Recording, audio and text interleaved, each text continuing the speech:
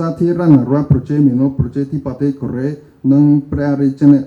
ជាណាចក្រកម្ពុជាមានទំនាក់ទំនងជាប្រវត្តិសាស្ត្រដែលបានបង្កើតឡើងដោយសមមិត្តគីម អ៊ីលសុងអគ្គមហាគុទីដុម្មាអន្តងខ្ពងពុកនិងព្រះករុណាព្រះបាទសម្ដេចព្រះនរោត្តមសីហនុជាទីគោរពនេះគឺជាការពិតដែលភ្ញៀវកិត្តិយសទាំងអស់គ្នាដែលវត្តមាននៅទីនេះនិងមនុស្សទាំងអស់ពិភពលោកបានដងយ៉ាងច្បាស់លាស់ខ្ញុំជឿជាក់ថាគណៈបកពលកម្មកូរ៉េនិងគណៈបកប្រជាជនកម្ពុជានឹងបន្តដើរតួនាទីជាមុខគេក្នុងការពង្រឹងនិងពង្រីកទំនាក់ទំនងមិត្តភាពជាប្រវត្តិសាស្ត្រនិងប្រពៃណីរវាងប្រទេសទាំងពីរហើយចំណងមិត្តភាពនិងកិច្ចសហប្រតិបត្តិការរវាងគណៈបកប្រទេសទាំងពីរនឹងកាន់តែរឹងមាំថែមទៀតទី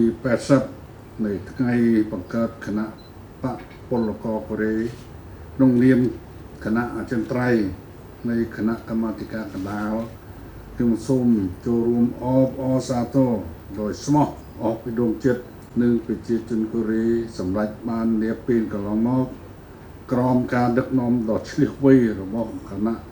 បកពលករកូរ៉េដែលមានឯកឧត្តមប្រមុខគីមជុងអ៊ុនជាមគ្គុទ្ទេសក៍ព្រះរាជាណាចក្រកម្ពុជានិងសាធារណរដ្ឋប្រជាមានិតប្រជាធិបតេយ្យកូរ៉េបានភ្ជាប់ទំនាក់ទំនងការទូតនៅថ្ងៃ20ខែធ្នូឆ្នាំ1964ដែលត្រូវបានបង្កើតឡើងដោយព្រះករុណាព្រះបាទសម្ដេចព្រះនរោត្តមសីហនុព្រះបរមរតនកោដ្ឋនៃកម្ពុជានិងជា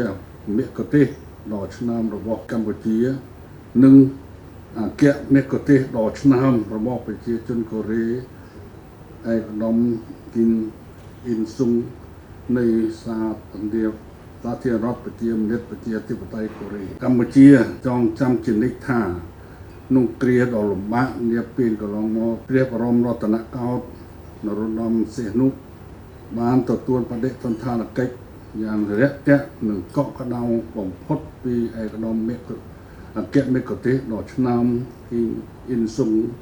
ក្នុងអំឡុងពេលដែលព្រះអង្គគង់នៅរាជធានីព្យុងយ៉ាងខ្ញុំមានសេចក្តីសោមនស្សរីករាយក្នុងការកូរ៉េបានបណ្ដុះនៅចំណងមិត្តភាពប្រពៃណីនិងកិច្ចសហប្រតិបត្តិការដ៏ល្អខ្ញុំមានសង្ឃឹមយ៉ាងមុតមាំថាកម្ពុជាតរក្សាទំនាក់ទំនងមិត្តភាពយើងទាំងពីរដើម្បីសន្តិភាពស្ថិរភាព